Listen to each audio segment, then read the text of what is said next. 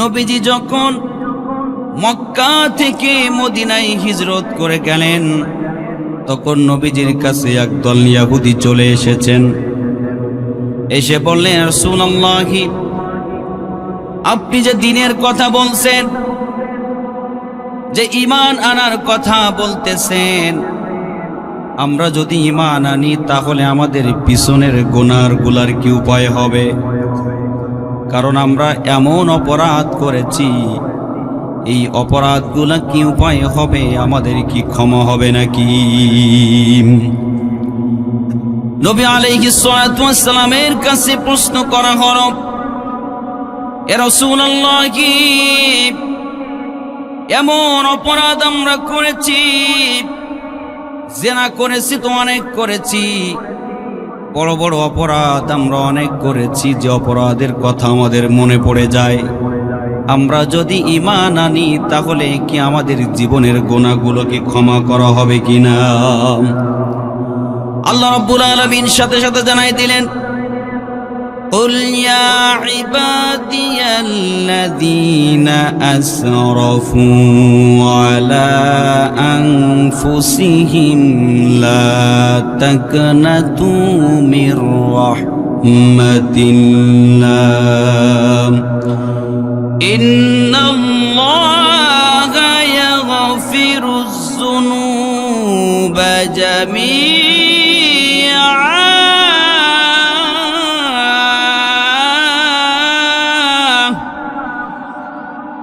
إنه هو الغفور الرحيم।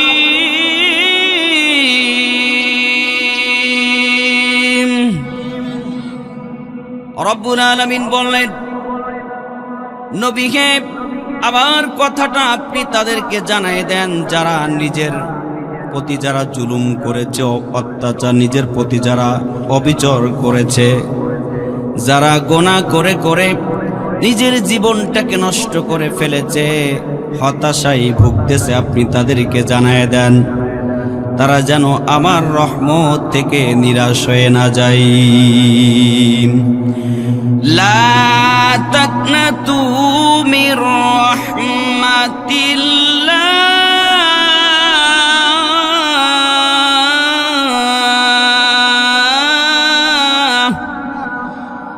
আল্লাহ পাক বলেন, আমার রহমত থেকে যেন তারা নিরাশ হয়ে না যায়।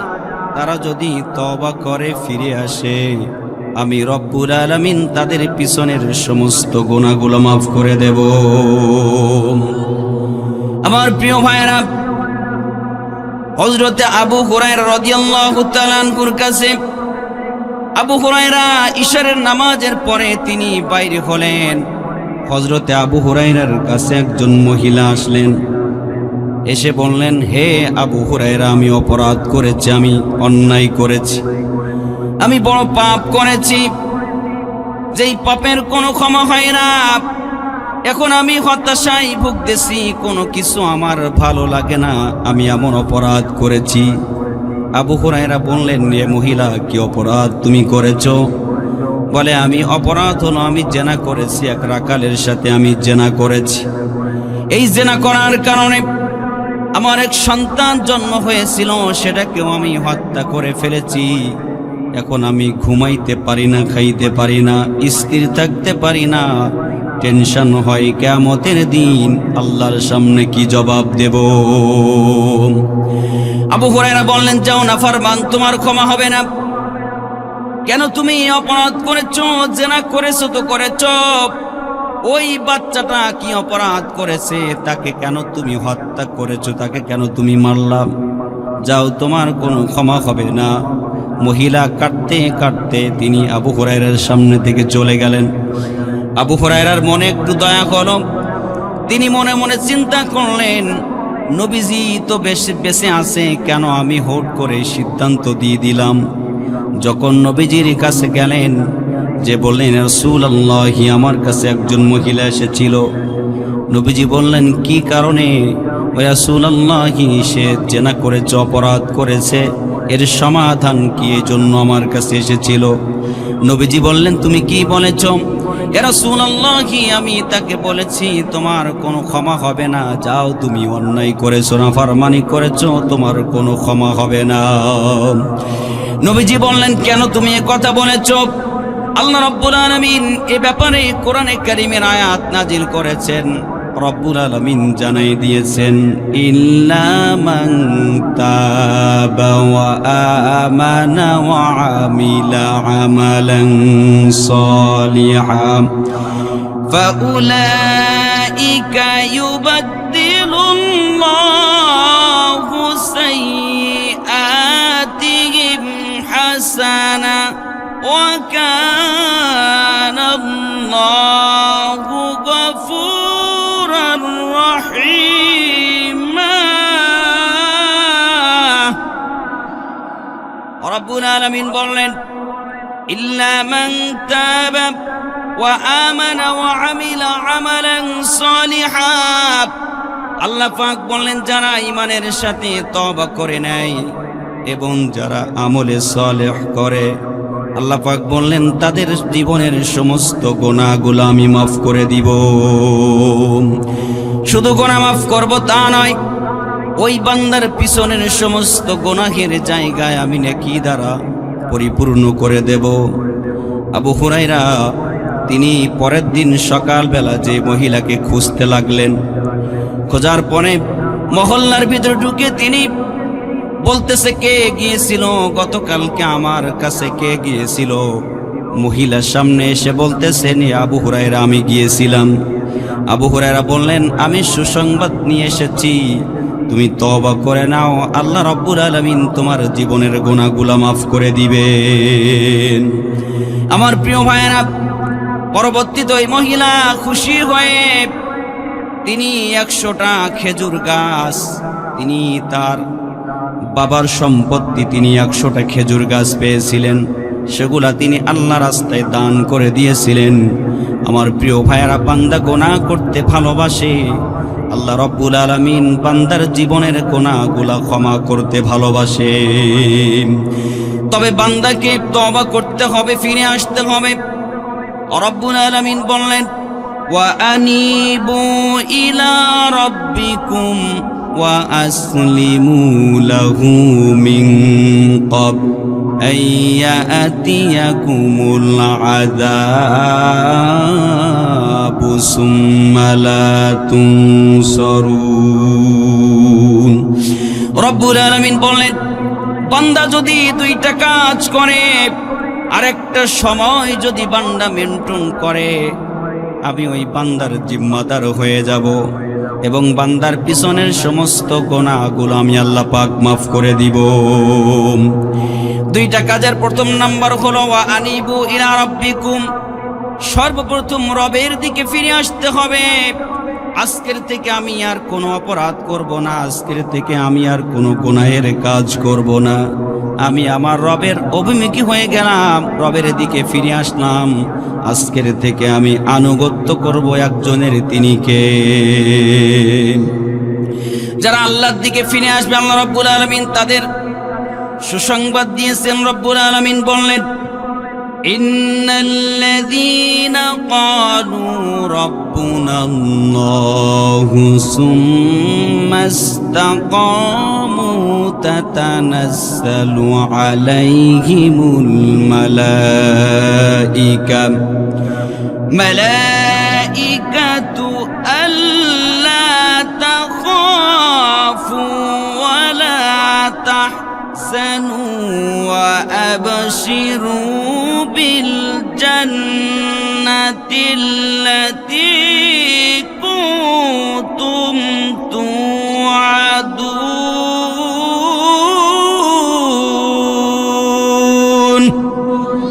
আরো জোরে বলি আল্লাহু আকবার। রব্বুল আলামিন বললেন, যারা বলে আমার রব আল্লাহ, ইন্নাল্লাযীনা ক্বালু রাব্বুনাল্লাহ, যারা বলে আমার রব আল্লাহ, সুম্মা ইসতাকামু, এবং যারা ইস্তেকামাত থাকে, অবিচল থাকে, আল্লাহর পথে অবিচল থাকে, অটল থাকে, রব্বুল আলামিন বললেন তাদের সুসংবাদদাতা হিসাবে আমি রব্বুল আলামিন জান্নাত থেকে ফেরেশতা পাঠিয়ে দিই।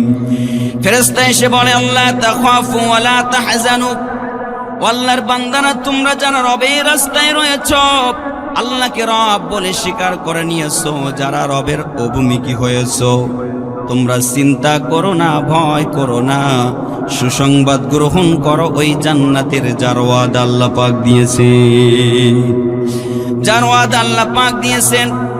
যারা রবের দিকে ফিরে আসবে আল্লাহ পাক তাদেরকে 3 জায়গায় সুসংবাদ দিয়েছেন। তাফসীরের ভিতরে এসেছে, নাম্বার 1 হলো ওই বান্দা যখন মুমূর্ষু অবস্থায় থাকবে, মৃত্যু শয্যায় শায়িত হবে, তখন ওই ফেরেশতারা এসে বলবে, হে আল্লাহর বান্দা চিন্তা করো না, টেনশন করো না, কোনো চিন্তা করো না, সুসংবাদ গ্রহণ করো এই জান্নাতের যার ওয়াদা আল্লাহ পাক তোমাদের দিয়েছেন।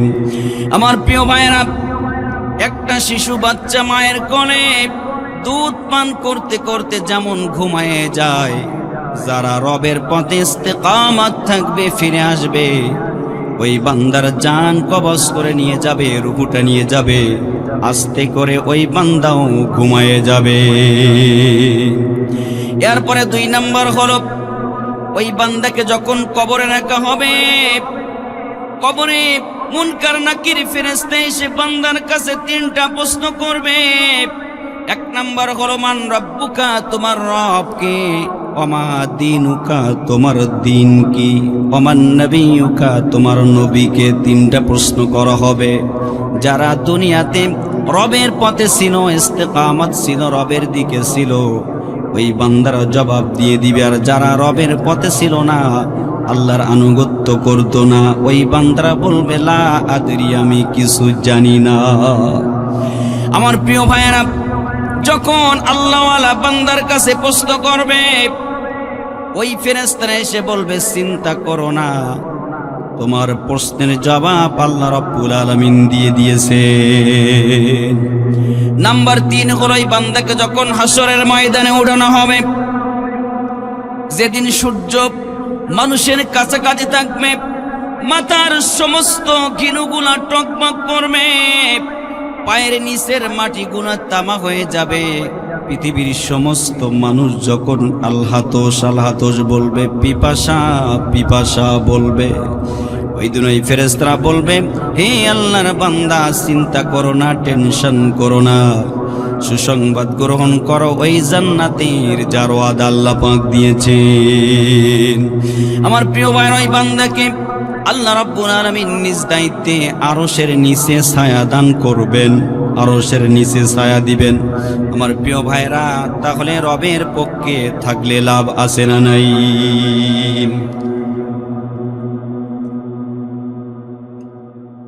এরপরে আমার প্রিয় ভাইরা, ওই ফেরেশতারা বলবে, নাহনু আউলিয়াউকুম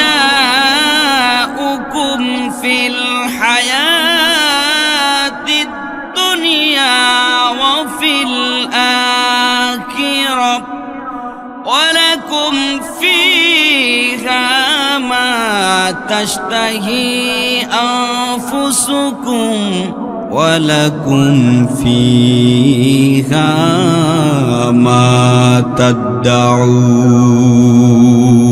জোরে বলি আল্লাহু আকবার। ওই ফেরেশতারা বলবে, বান্দা আমরা তোমার দুনিয়া এবং আখিরাতে বন্ধু হয়ে গেলাম। দুনিয়াতে টাকা আছে যতক্ষণ, বন্ধু ততক্ষণ, কিন্তু এই ফেরেশতারা অতক্ষণ পর্যন্ত আপনার সঙ্গ দিবে যতক্ষণ না পর্যন্ত আল্লাহর পক্ষ থেকে জান্নাতের ফয়সালা না হয়ে যায়। এরপরে আমার প্রিয় ভাইরা, আসুন রবের পথে যারা থাকবে, আল্লাহ রাব্বুল আলামিন বললেন, ওয়াসিকাল্লাযীনা ইত্তাকাউ রাব্বাহুম ইলাল জান্নাতি যুমারা হাত্তা ইযা জাউহা ওয়া ফুতিহাত আবওয়াবুহা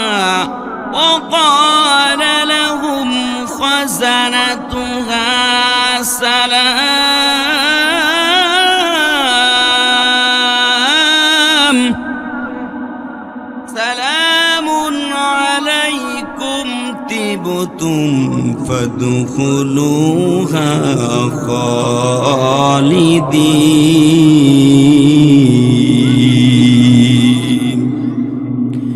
যারা রবের পথে ইস্তেকামত থাকবে, আল্লাহর আনুগত্য করবে, তাকওয়া অর্জন করবে, এই বান্দাদেরকে আল্লাহ রাব্বুল আলামিন কিয়ামতের দিন দলে দলে জান্নাতের দিকে নিয়ে যাবে। নাত্তাকাউ রাব্বাহুম ইলাল জান্নাতি যুমারা, দলে দলে জান্নাতের দিকে নিয়ে যাবে। যখন জান্নাতের কাছাকাছি পৌঁছে যাবে, আল্লাহ পাক বলবেন আবওয়াবুহা, ও আমার জান্নাতের দায়িত্বশীল ফেরেশতারা, জান্নাতের দরজাগুলো খুলে দাও, কারণ এরা দুনিয়ার সাধারণ মানুষ হতে পারে, কিন্তু এরা আমি আল্লাহর মেহমান। জান্নাতের দরজাগুলো খুলে দাও। জান্নাতের দরজা যখন খুলে দেওয়া হবে, তারা ভিতরে প্রবেশ করবে। সালামুন আলাইকুম তিবতুম ফাদখুলুহা খালিদিন। জান্নাতের ভিতরে যখন প্রবেশ করবে, জান্নাতের ফেরেশতারা নূরের পর বিষয় দিবে এবং তাদেরকে সম্মাননা জানাবে। আমার প্রিয় ভাইরা, আর বলবে, হো আল্লাহর বান্দারা, দুনিয়াতে তোমরা কষ্ট করেছো, আল্লাহকে খুশি করার জন্য কখনো জেলখানায় গিয়েছো, আল্লাহকে খুশি করার জন্য ফাঁসির মঞ্চে গিয়েছো, আল্লাহর জমিন আল্লাহর দিন বাস্তবায়ন করার জন্য সংগ্রাম করেছো, ত্যাগ এবং কুরবানি করেছো। আজকে তোমরা আসো আসো শান্তির দ্বারে, এখান থেকে তোমাদের বের হওয়া লাগবে না, কেউ বের করবে না, আসো শান্তির দ্বারে। আল্লাহ রাব্বুল আলামিন জান্নাতের সমস্ত নাজ নিয়ামতগুলো বান্দার সামনে প্রস্তুত করবে। বান্দার সামনে যখন জান্নাতের নাজ নিয়ামতগুলো প্রস্তুত করবে, রব্বুল আলামিন বললেন নুজুলাম মিন গফুরির রহিম। দুনিয়াতে যখন কারোর বাড়ি কোনো মেহমান আসে, সে যেমন করে আপ্যায়ন করে, আল্লাহ রাব্বুল আলামিন তেমন করে বান্দাকে আপ্যায়ন করবেন আর বলবেন, আজকে তোমরা আমার মেহমান, আমার পক্ষ থেকে তোমাদের এটা আপ্যায়ন। জান্নাতীরা সব কিছু পাবে, এরপরে তাদের মন খারাপ। সবকিছু পাওয়ার পরও তাদের একটু মন খারাপ। আল্লাহ পাক ডাক দিয়ে বলবেন, ও জান্নাতীরা, সব পেয়েছো, মন খারাপ কেন? তখন তারা বলবে, অকালুল হামদুলিল্লাহিল্লাযী সাদাকানা ওয়াকালুল হামদুলিল্লাহিল্লাযী সাদাকানা ওয়া'দাহু ওয়া আওরাসানাল আরদা نتبوأ من الجنة حيث نشاء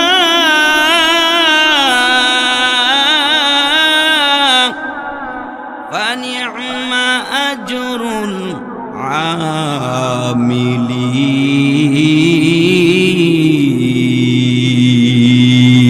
العاملين।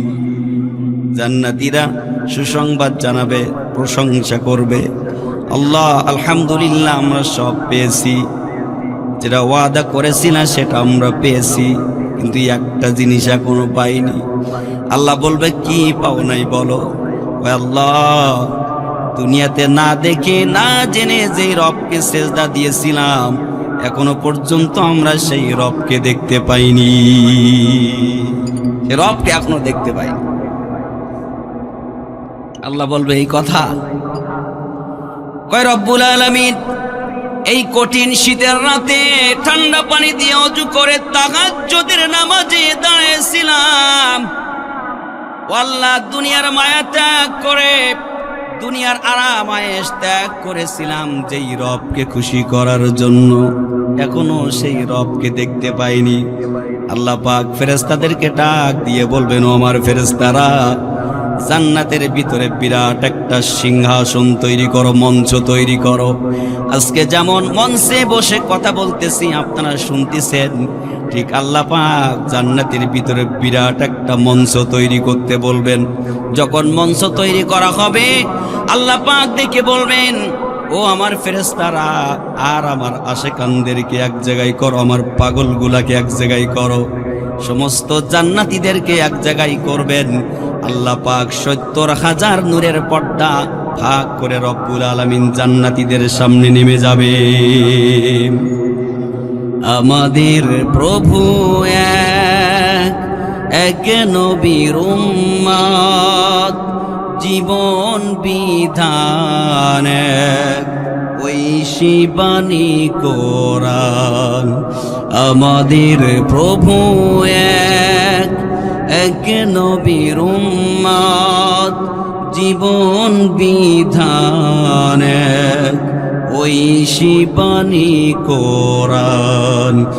তবে কেন কেন হে মুসলমান,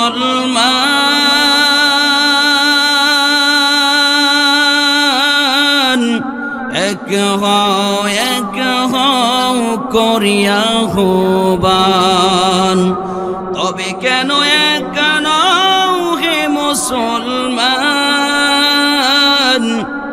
এক হও করিয়া আহ্বান। আমাদের প্রভু এক নবীর উম্মত, জীবন বিধান ওই শিবানী কোরআন। বাইতুল্লাহ এক, মদিনা শরীফ এক, উহুদ পাহাড় এক, বদরের মাঠ এক। একটা তো জীবন আর একটাই মরণ, একটা তো জীবন আর একটাই মরণ। সকলেই মিলে মিশে সবই একাকার। তবে কেন কেন হে মুসলমান, এক হও করিয়া আহ্বান। আমাদের প্রভু এক নবীর উম্মত, জীবন বিধান ওই শিবানী কোরআন। আস্তে কর মারহাবা। আমার প্রিয় ভাইরা, আল্লাহ রাব্বুল আলামিন জান্নাতীদের সামনে নেমে যাবে। আমার প্রিয় ভাইরা, রবের সাথে যদি সাক্ষাৎ করতে চাও, আল্লাহকে যদি দেখতে চাও, জান্নাতের নিয়ামত যদি পেতে চাও, জান্নাতের মেহমান যদি হতে চাও, তাহলে দুইটা কাজ করতে হবে। এক নাম্বার হলো রবের দিকে ফিরে আসতে হবে, আল্লাহর আনুগত্য করতে হবে। আর দুই নাম্বার হলো ইসলামের কাছে আত্মসমর্পণ করা লাগবে। ইসলাম আছে যেখানে শান্তি সেখানে। আজকে গোটা দুনিয়া জুড়ে অশান্তির বেড়াজাল, তার কারণ হলো ইসলাম অনুযায়ী সমাজ চলে না, কোরআন অনুযায়ী সমাজ চলে না, কোরআন অনুযায়ী ইসলাম অনুযায়ী রাষ্ট্র চলে না। এই কারণে অশান্তি ছাড়া শান্তি নাই, অশান্তি ছাড়া শান্তি নাই। কারণ কোরআনিক সমাজ, ইসলামিক সমাজ যেখানে আছে সেখানেই শান্তি। ঠিক কিনা বলেন? গোটা পৃথিবীতে আফগানিস্তানের দিকে তাকায় দেখেন, যেখানে আল্লাহর আইন, ইসলামের আইন, সেখানে শান্তি অবশ্যই আছে। ক্ষমতার মালিক কে? ক্ষমতার উৎস জনগণ না, ক্ষমতার মালিক কে? আসমান জমিনের মালিক যিনি, আসমানও যার, জমিনও তার, আমরাও তার। আইন চলবে কার? সুতরাং মানুষের তৈরি করা আইন দ্বারা সমাজে শান্তি আসতে পারে না। আজকে যারা মানুষের আইন দ্বারা তৈরি করা আইন দিয়ে যারা সমাজে শান্তি প্রতিষ্ঠা করতে চাচ্ছ, বোকার রাজ্যে আসো, শান্তি আসবে না। বিগত 17টা বছর অশান্তির বেড়াজালে মরেছি, ঠিক কিনা বলেন? সুতরাং আমরা ওই রকম মানুষের তৈরি করা আইন বাংলাদেশে আর প্রতিষ্ঠিত হতে দিতে চাই না। কোরআন সংসদে যেতে হবে, ঠিক কিনা বলেন? কোরআন সংসদে যেতে হবে আর আলেমদের নেতৃত্ব গ্রহণ করতে হবে, তবেই বাংলার জমিনে শান্তি আসতে পারে। কথা বলেন ঠিক না ঠিক? সুতরাং মুসলমান, ভুল যা করেছো আর করো না। আপনার আমার রবকে আল্লাহ বলছেন ওয়ানিবু ইলা রাব্বিকুম, আজকের থেকে ওয়াদা করো যে আজকের থেকে রবের দিকে ফিরে আসলাম, আল্লাহ ছাড়া কিচ্ছু বুঝি না, আমার খাওয়ায় পড়ায় সব কিছুর মালিককে। সুতরাং আজকের থেকে আল্লাহর আনুগত্য করব। রবের আনুগত্য করলে, রবকে রব বলে স্বীকার করলে কি লাভ আছে সেটা একটু বলি। হযরত আশরাফ আলী থানভী রহমাতুল্লাহি আলাইহি উদাহরণটা দিয়েছেন। একটা নেকড়ে বাঘ একটা গাভীরে তাড়া করছে, ধরবে। তো এখন দুইজন খুব দৌড়াচ্ছে। দেখবেন বাঘে যখন হরিণ তাড়া করে তখন দৌড়ায় না, এখন গাভীও দৌড়াচ্ছে। দৌড়াইতে দৌড়াইতে দৌড়াইতে দৌড়াইতে জঙ্গল পেরিয়ে যে মাঠের ভিতরে দৌড়াচ্ছে। এখন কিছু দূর যে বিরাট এক গর্ত, গর্তের ভিতরে গাভী ঝাঁপ দিছে সামনে আর পথ না পেয়ে। এখন নেকড়ে বাঘ ওই সাথে সাথে ঝাঁপ দিছে। এখন দেওয়ার পরে হাবড় কাদার ভিতরে দুইজন গেড়ে এমন ভাবে গেড়ে গিয়েছে যে উঠতে পারছে না। তো এখন নেকড়ে বাঘ বলতেছে, হেরে গাভী, এত জায়গা থাকতে তুমি এই গর্তের ভিতরে ঝাঁপ দিছো, এখন তুমিও উঠতে পারো না, আমিও পারি না, আমার পেটে ক্ষুধা, আমি তোমারে কি করে খাই? গাভী বলতেছে, ওসব খাওয়ার কথা বাদ দাও, এখান থেকে কিভাবে বাঁচবা সেটা নিয়ে চিন্তা করো। তো এখন আচ্ছা, তোমার কি কোনো মালিক টালিক আছে যে তোমাকে এখান থেকে উদ্ধার করবে? তো তখন বলতেছে, দেখ মিয়া, আমার কোনো মালিকের প্রয়োজন হয় নাকি, আমি নিজেই তো মালিক। আরে আমি নিজেই মালিক, আমার পাওয়ার জানো, ক্ষমতা জানো। কিছু কিছু মালিক মানুষ আছে দেখবেন, ক্ষমতার মোহে, অর্থের গরমে নিজেকে স্বয়ং সম্পূর্ণ মনে করে, কাউকে পরোয়া করে না, আছে না নাই? এত অহংকারী আর এত গাদ্দারি, কিন্তু 3 বার বমি আর 2 বার পায়খানা হলেই শেষ, কাজ শেষ, অক্ষমতা শেষ। প্রিয় ভাইরা, তো যাই হোক, এখন গাভী বলতেছে, ও তাই তুমি নিজেই মালিক? তা ঠিক আছে, এখান থেকে ওঠো কেমন পারো, তবে মনে রেখো আমার কিন্তু মালিক আছে, আমি কিন্তু একজন মালিকের আন্ডারে থাকি। ঠিকই দেখা গেল সন্ধ্যার একটু আগে গাভীর মালিক গাভীকে খুঁজতে খুঁজতে গর্তের কাছাকাছি চলে আসছে। আসার পরে গাভীকে এসে দেখে যে গাভী পড়ে আছে, পাশে নেকড়ে বাঘও পড়ে আছে। গাভীটারে উঠাইছে, উঠাই ছোট্ট একটা কষা ভেঙ্গে নেকড়েরে বাড়ি দেয় আর বলে, সারাদিন আমার গাভীটারে জ্বালাইছো। ঠিক তেমন করে বর্তমান সময় যারা মুমিনদের জ্বালাচ্ছ, জুলুম অত্যাচার করতেছো, তোমাদের কপালেও দুঃখ আছে। আল্লাহ পাক মুমিনদেরকে ধুয়ে মুছে পরিষ্কার করে জান্নাতে নিয়ে যাবে, আর এই নেকড়ে মার্কা শয়তানগুলাকে পিঠের চামড়া তুলে জাহান্নামে ঢুকাবে। ঠিক কিনা বলেন? বেশি জুলুম করো না, মাটির উপরে যত অত্যাচার করবা, যত জুলুম করবা, মাটির নিচে একদিন যাওয়া লাগবে কি লাগবে না? সেদিন হবে। আমার প্রিয় ভাইয়েরা, গাভীর মালিক গাভীটারে উঠায় ধুয়ে মুছে পরিষ্কার করে ওপরে রেখে নেকড়েরে বাড়ি দেয়। গাভী তখন বলে, নেকড়ে রে, আজকে আমার মতো যদি মালিকের আন্ডারে থাকতিস, তাহলে আমার মালিকের মতো তোমার মালিকও ধুয়ে মুছে পরিষ্কার করে উঠাতো। সুতরাং যারা দুনিয়ার শুরু থেকে, জীবনের শুরু থেকে শেষ পর্যন্ত যারা মালিকের আনুগত্য করবে, ওই বান্দার যেদিন সময় শেষ হয়ে যাবে, আল্লাহ পাক ওই বান্দাকে ধুয়ে মুছে পরিষ্কার করে জান্নাতে নিয়ে যাবে। আমার প্রিয় ভাইয়ের জন্য রবের দিকে ফিরে আসতে হবে। রব্বুল আলামিন আল্লাহ পাক বলেছেন, বান্দা আমি তোমার নাজ নিয়ামতের ব্যবস্থা করেছি, তোমার রিজিকের ফয়সালা করে দিয়েছি। বান্দা কেন তুমি আমার সামনে সেজদা দিতে চাও না? নামাজের কথা বললে এক শ্রেণী মানুষ আছে বলে সময় নেই, বলে না? নামাজ পড়ার কথা বললে বলে সময় নেই, ব্যস্ত আছি, এই সেই নানান অজুহাত খাড়া করে। মানুষের হাত কিন্তু দুইটা, কিন্তু মাঝখানে আরেকটা আছে, সেটা হলো অজুহাত। নামাজের কথা বললে বলে এখনো বয়স হয় নাই, এখনো কি বয়স হয়নি। কিন্তু আল্লাহ পাক বলছেন, বান্দারে এই রাতের বেলা ঘুমায় গেলা, সকাল বেলা আমি জাগাই দিলাম, তারপরও বান্দা ফজরের নামাজ দিয়ে তুমি আমার প্রশংসা করলা না। আমি তোমাকে জাগাই দিলাম, তারপরও তুমি আমার প্রশংসা করলা না। রব্বুল আলামিন বললেন, ইয়া আইয়ুহাল ইনসানু মা গাররাকা বিরাব্বিকাল কারীম।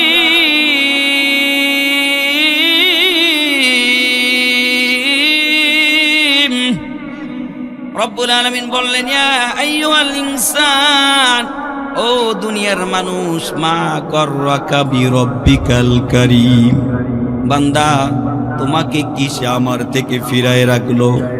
আমি রব থেকে কিসে ফিরায় রাখলো? কে তোমাকে ধোঁকা দিল? কেন তোমরা আমার আনুগত্য করতে চাও না? বান্দা, আমি রব্বুল আলামিন তোমার সব কিছু করনেওয়ালা জাত, তারপরও কেন তোমরা আমি আল্লাহর আনুগত্য করতে চাও না? তারপরও কেন আমি আল্লাহর আনুগত্য করতে চাও না? যেখানে আমি তোমার আল্লাযী খালাকাকা ফাসাওয়াকা ফাআদালাক, যেখানে আমি তোমাকে সৌন্দর্যমণ্ডিত করেছি, সুসামঞ্জস্য করেছি, যেভাবে ইচ্ছা সেভাবেই বানাইছি, আমি যেভাবে চেয়েছি তোমাকে সেভাবেই বানাইলাম, তারপরেও কেন তোমরা সেজদা দিতে চাও না? তারপরেও কেন আনুগত্য করতে চাও না? তারপরেও কেন তোমরা রবের দিকে ফিরে আসতে চাও না? শুধু জান্নাতের আশা করো, যে জান্নাতে যেতে চাই, তো জান্নাতে যেতে গেলে তো রবের আনুগত্য করার দরকার আছে না নাই? জান্নাতের মালিক কে? জোরে বলেন কে? আল্লাহ পাক নিজে হাতে করে বান্দাকে বানাইছেন, যেভাবে চেয়েছেন সেভাবে। প্রিয় ভাইয়েরা, মানুষ মাটি দিয়ে মূর্তি তৈরি করে, কিন্তু জীবন দেওয়ার ক্ষমতা আছে? জীবন দেওয়ার মালিক কে? আল্লাহ। ওই এক রাজা তার স্ত্রীকে নিয়ে রাজ সিংহাসনের ওপরে, দুইজন চাঁদের রাত্রে, পূর্ণিমা চাঁদের রাত্রে দুইজন ওপরে উঠছে।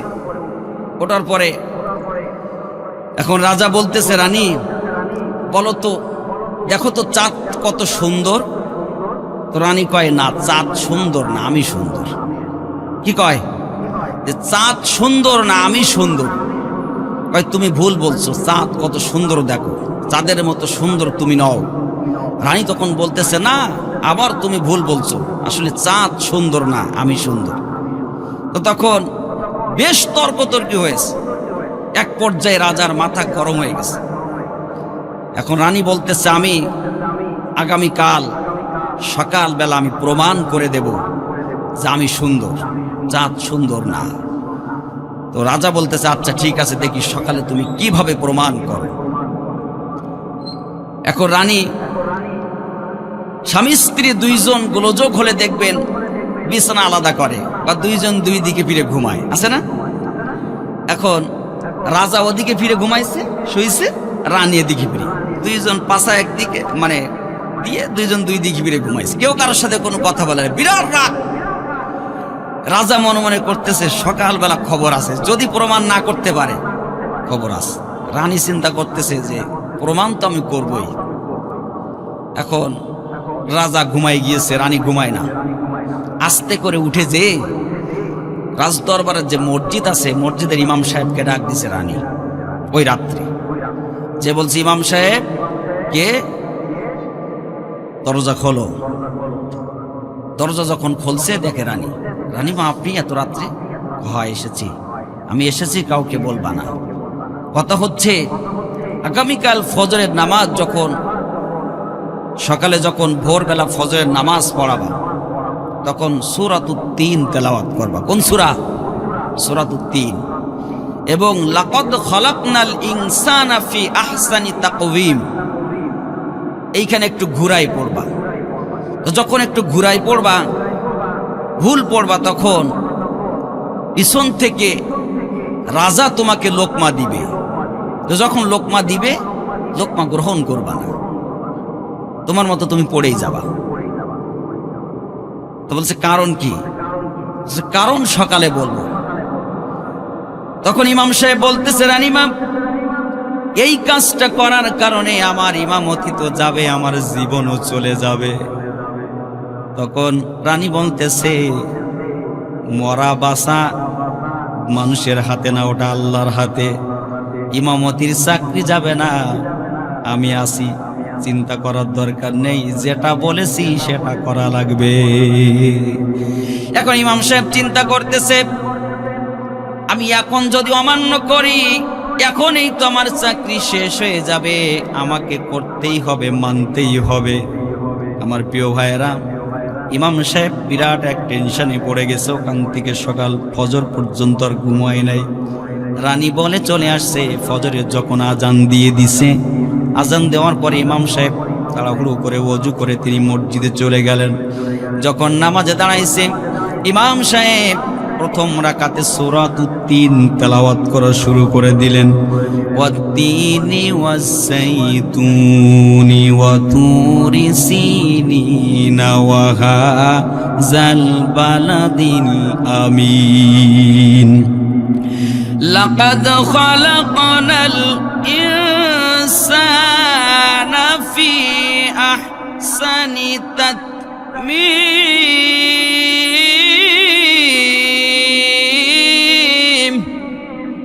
আহসানি তাকবীম তা না বলে তাতমিম বলেছেন। রাজা পিছন থেকে আল্লাহু আকবার বলে লোকমা দিয়ে দিস। রাজা যখন লোকমা দিলেন, ইমাম সাহেব লোকমা গ্রহণ করে নাই, তার মতো সে পড়ে যায়। রাজা আবার লোকমা দেয়, গ্রহণ করে নাই, তার মতো পড়ে যায়। তৃতীয়বার যখন আবার লোকমা দিয়েছেন, লোকমা গ্রহণ করে নাই। এবার রাজা রাগ করে নামাজ ছেড়ে দিয়ে বাসায় চলে গিয়েছে। নামাজ না পড়ে রাগ করে চলে গেল। ইমাম সাহেব বুঝতে পেরেছেন রাজা নামাজ ছেড়ে দিয়েছেন। তিনি এবার নামাজ ছেড়ে দিয়ে মুসল্লিদেরকে বললেন, আবার পুনরায় শুরু কর। বলে হলোটা কি? ভাই প্রশ্ন করেন না, জানার দরকার নেই, নামাজ আবার শুরু হয়ে যাক। আবার প্রথম থেকে শুরু করে ইমাম সাহেব সুন্দর করে তেলাওয়াত করে নামাজ শেষ করলেন। এরপরে নামাজ শেষ হয়ে যাওয়ার পরে রাজা বাসায় যেয়ে নামাজ পড়ে নিলেন, তার রুমে যেয়ে নামাজ পড়ে নিলেন। এরপরে তিনি একজনকে ডেকে পাঠালেন, যাও ইমাম সাহেবকে ডেকে নিয়ে আস।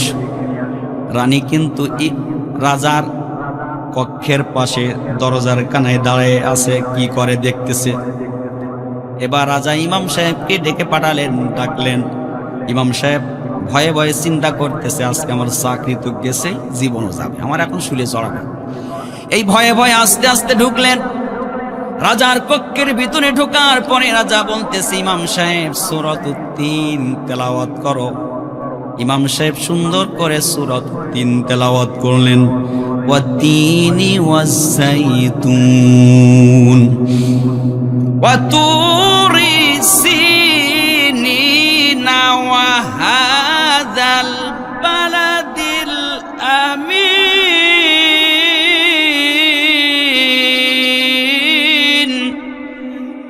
লাকাদ খালাকনাল ইনসানা ফি আহসানি তাকবীম সুম্মা রাদাদনাহু আসফালা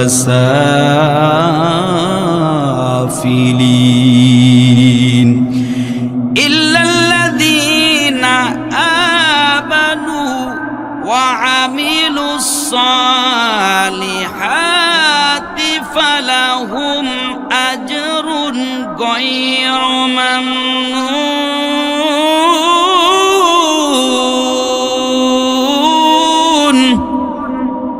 ফামা ইউকাযযিবুকা বা'দু বিদ্দীন আলাইসাল্লাহু বিআহকামিল হাকিমিন। জোরে বলি আল্লাহু আকবার। ইমাম সাহেব সুন্দর করে তেলাওয়াত করলেন। রাজা বলতেছে, ইমাম সাহেব এখন তো বেশ সুন্দর পড়লা, তাহলে নামাজে কেন ভুল করলা? ভুল তো হয়েছে, এই লোকমা দিলাম কেন গ্রহণ করলা না? ইমাম সাহেব কোনো কথা বলতে পারে না। রানী যে তাকে বলেছে কথা ইমাম সাহেব বলতে পারে না, চুপ করে মাথা নিচু করে দাঁড়ায় আছে। তখন রাজা বলতেছে, ইমাম সাহেব দীর্ঘদিন এখানে ইমামতি করতেছো, ভালো রকম জানো আমি কি রকম। ঠিক আছে, আজকের থেকে তোমার চাকরি আর নাই, তুমি চলে যাও। রানী এইবার লাভ দিয়ে ভিতরে প্রবেশ করে বলতেছে, ইমাম সাহেব খবরদার খবরদার, যতক্ষণ আমি আছি ইমামতি যাবে না, যতক্ষণ আমি আছি ইমামতি যাবে না, যাও মসজিদে চলে যাও। এর চাকরি যাবে, চাকরি কি এমনি এমনি? এখন তো ইমামতি চাকরি সবসময় বালিশের নিচেই আছে, কখন যে ইমাম সাহেব শেষ আর হবে না। ওই শেষ, কোনো গ্যারান্টি নেই। যার নেই কোনো গতি সে করে কি ইমামতি। এটা ভুল, গতি আছে বলে ইমামতি করে, কিন্তু আসলে ইমামদের কি এখন বর্তমান সময় সবচেয়ে অসহায়, যত বেতন সবচেয়ে কম আর সবচেয়ে বড় অসহায় মাজলুম আছে ইমামরা। 3 টাকা বেতন দিয়ে যা করে, আল্লাহ মাফ করুক বলে আমিন। প্রিয় ভাইরা, যাই হোক, ইমাম সাহেব কোনো চিন্তা নেই, বা চলে গেল। এবার রানী বলতেছে, রাজা বলতেছে, রানী কেন তুমি আমার এই দীর্ঘদিনের সংসারে কেন ঝামেলা পাকাইতেছো? কি করতে যাচ্ছ বলো? ওই যে কালকে বলেছিলাম প্রমাণ করে দেব, আমি প্রমাণ করে দিয়েছি। বলতেছে, কি প্রমাণ করেছো? বলে, আপনি পড়েন নাই লাকাদ খালাকনাল ইনসানা ফি আহসানি তাকওয়িম। আল্লাহ তাআলা বলছেন আমি মানুষকে সৌন্দর্য করে বানাইছি। তাহলে যেখানে আল্লাহ কোরআনে বলেছে মানুষকে সুন্দর করে বানালাম, সেখানে আপনি কেন চাঁদকে সুন্দর বললেন? কারণ আল্লাহ পাক চাঁদের চেয়ে সুন্দর করে মানুষকে আল্লাহ পাক বানাইছে। একজন ব্যক্তি যদি তাকওয়াবান হয়, তার অর্থ না থাকতে পারে, ক্ষমতা না থাকতে পারে, চেহারা অসুন্দর হতে পারে,